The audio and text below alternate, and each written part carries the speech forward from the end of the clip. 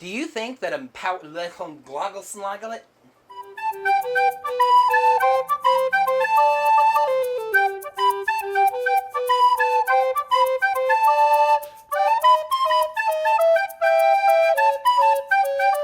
Garnet Hyde had 6 questions for me, and funny enough, most of those questions seem to deal with numbers, such as favorite 3 training suits in Power Rangers?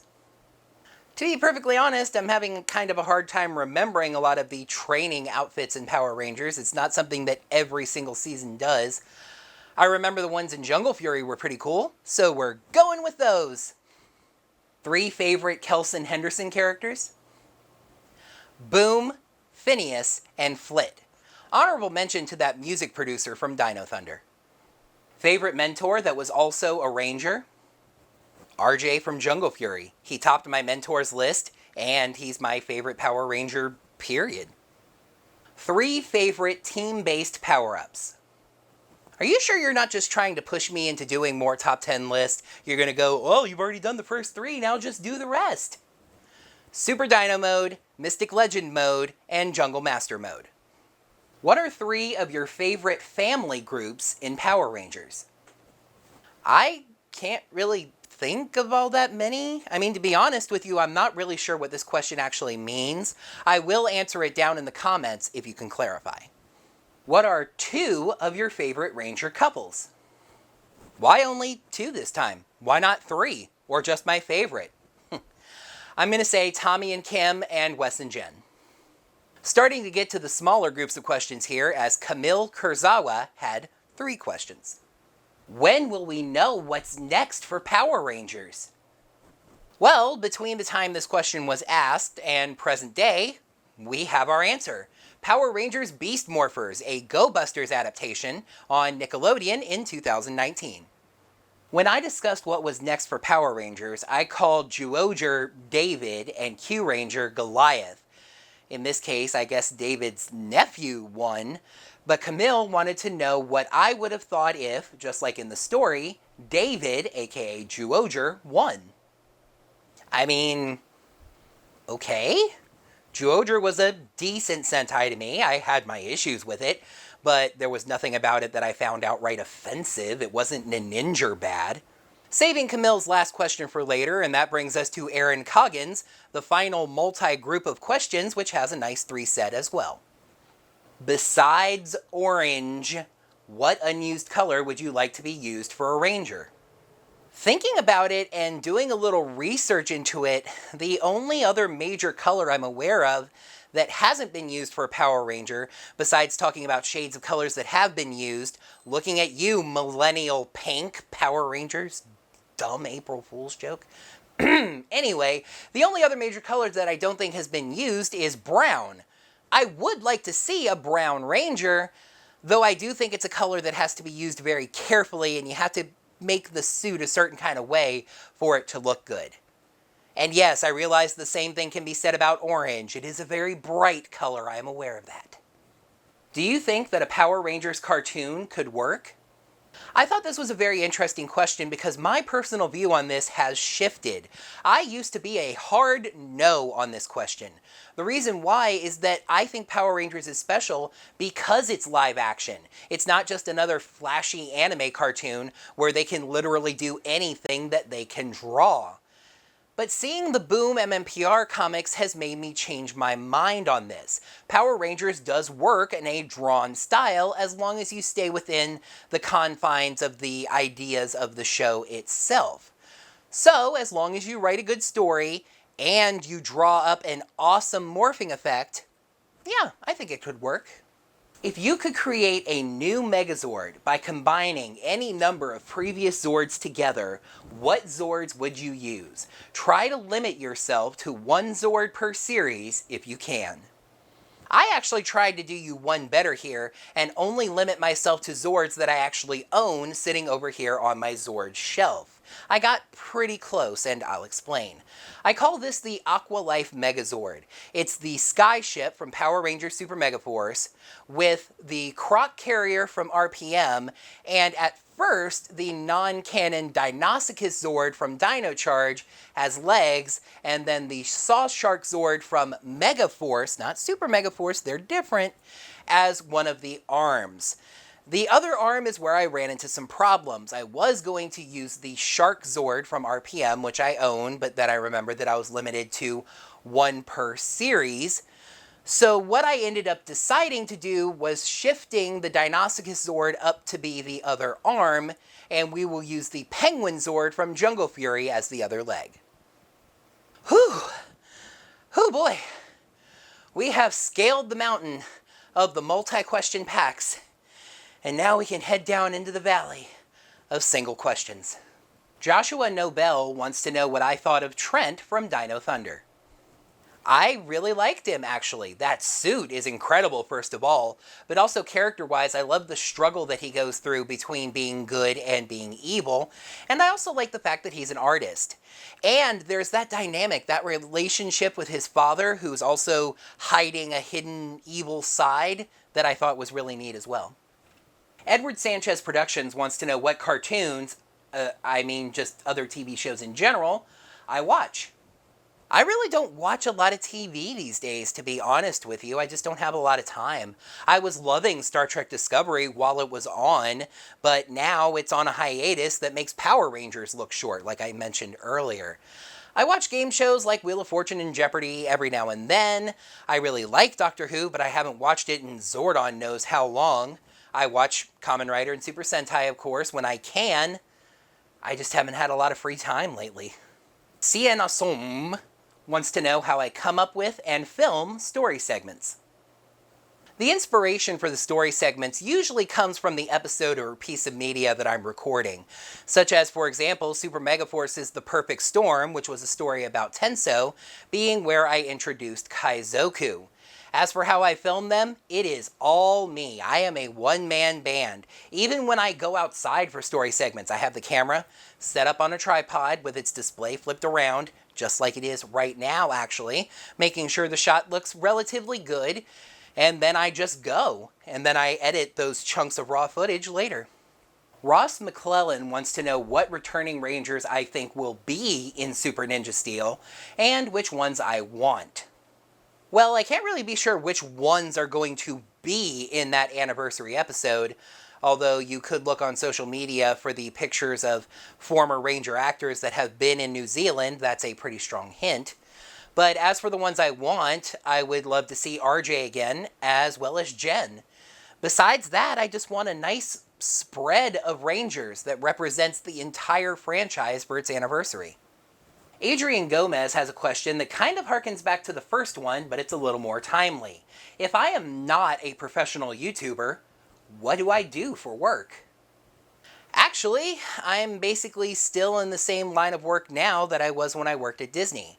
I am a retail merchandise team lead, which is basically a floor-level supervisor, at a theme park called Wild Adventures near Valdosta, Georgia. Metroid Prime 6 asked how I think Bandai will bring over the Q-Ranger toys, and what monsters we might get as toys. Of course, since this question was originally asked, we have since learned that it's going to be Hasbro handling the Power Rangers toys from now on, and that the next series is going to be a Go Busters adaptation, not a Q-Ranger adaptation. But I will still say that I think overall, Hasbro's Power Rangers toys are going to be a little bit smaller than the Japanese versions, but I don't think that they'll be lacking nearly as much paint as the Bandai of America versions were. As for the monsters we'll get as toys, I haven't even come anywhere close to finishing Q-Ranger, so I can't really speak to that. Michael Segal wants to know, if another Power Rangers and TMNT crossover was done, how would I want it to be? I think my main concern would just be that the Ninja Turtles were played a little more straight than they were in the next mutation and its crossover with Power Rangers in space. Both teams are kind of ridiculous on the surface level, but the charm of each series is how straight and serious it's all played. Also, I think that the Ninja Turtles and the Power Rangers should come from different dimensions, because it's really hard to believe that one team hasn't heard of the other if they exist in the same universe. Power Rangers and Super Sentai wanting to know if I think the 2019 season of Power Rangers, season number 26, could be space-themed. Once again, obviously, this was a question that was asked before we got information about the next season of Power Rangers, though I will say, there's nothing that super restricts Beast Morphers from being space-themed. Their main base of operations could be a space station up in orbit around Earth. However, I'm going to go ahead and port this question over to the 27th season of Power Rangers in 2020, since there are a number of signs that indicate that Beast Morphers is going to be a single-season adaptation. I absolutely think that it could be space-themed, since after the single-season sort of test run of Beast Morphers, I think it will be time to get to the merchandising giant that a Q-Ranger adaptation could be. And while nothing in the Q-Ranger footage, besides I guess the Zords launching from space, but not even that really, demands that it be a space series, it's been a while since we had one, so I think it's time. The 50th question of this Q&A, Christopher Allen asked where I want Power Rangers to go, network or content-wise. I'll go ahead and answer both. I covered this a lot more in my What's Next for Power Rangers video, but I do feel like, I've said this before, that Nick is holding back the show in terms of the maturity of the writing and what kind of material they want on their network. Hasbro owns a channel called The Hub, and while The Hub is in significantly less homes than Nickelodeon, I do feel like it would be a stable home if Hasbro ends up buying the Power Rangers franchise, since they would then own both. As for what I want in terms of content, just do it like Time Force, seriously. Just a little bit more serious. We're not talking about going R-rated here.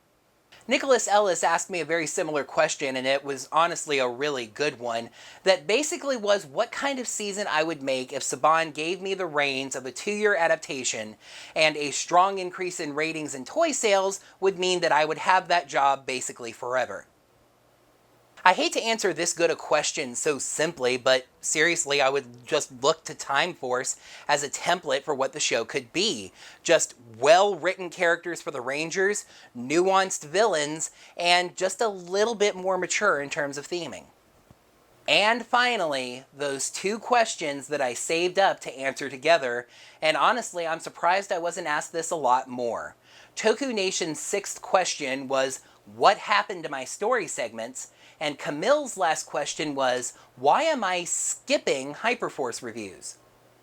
I will say, as far as the latter question, Camille's question, I'm not exactly skipping any Hyperforce reviews. Skipping would indicate that there were some that I didn't do, gaps in between.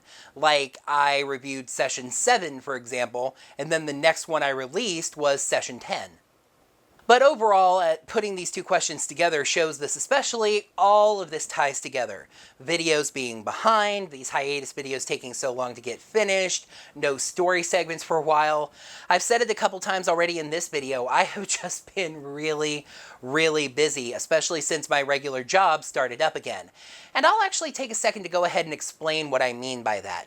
The theme park that I work at, that I mentioned earlier, is a seasonal theme park. This means sometimes it's open and sometimes it's not. It closes at the end of the year for a couple of months, and even during the time it is open, there are some months where it's only open for a couple of days. But when it opens up for the year in March, and especially when we get into the summer, it can get really busy. But as you can see from this very video being released, I have no intention of letting any videos slip by. I'm going to be completely honest with you. I was considering not doing the hashtag PowerForceLives video that I talked about a few weeks ago or a few months ago, whenever it was, just because I feel like I kind of missed the window on that. The popularity has kind of dropped on that in recent weeks and months, and that would be one less video that I would have to get done. But no, I promised you heroes 3 more Ninja Steel hiatus videos, and you are getting 3 more Ninja Steel hiatus videos. I'm going to get Super Ninja Steel and Hyperforce completely caught up, and like I've said, I do have a topic for the Super Ninja Steel hiatus, and I'm even just now starting work on those videos. All of it is coming. That's going to do it for another off-season of hiatus video. Thank you folks so much as always for watching, and especially for submitting your questions. There were some really great questions this time around. I really enjoyed answering them, even if there were over 50 of them. If you have a question that you didn't see get answered in this video, go ahead and ask it down in the comments, and I can answer it down there in the comments.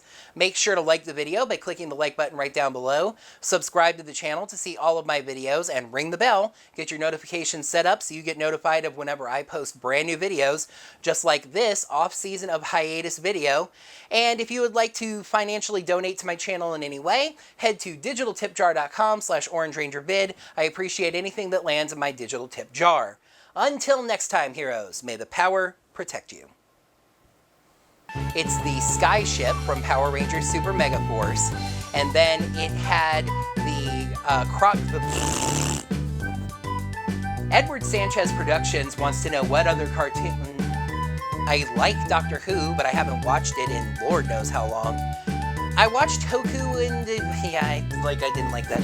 Say sword on. Well, I can't really be sure which ones will be in the season, or the episode. Michael Siegel wants to know. Michael Siegel or Michael Seagal? I hate to answer a question this good and nice and, yeah. Make sure to like the video, subscribe to the channel to see all of my videos. Make sure to...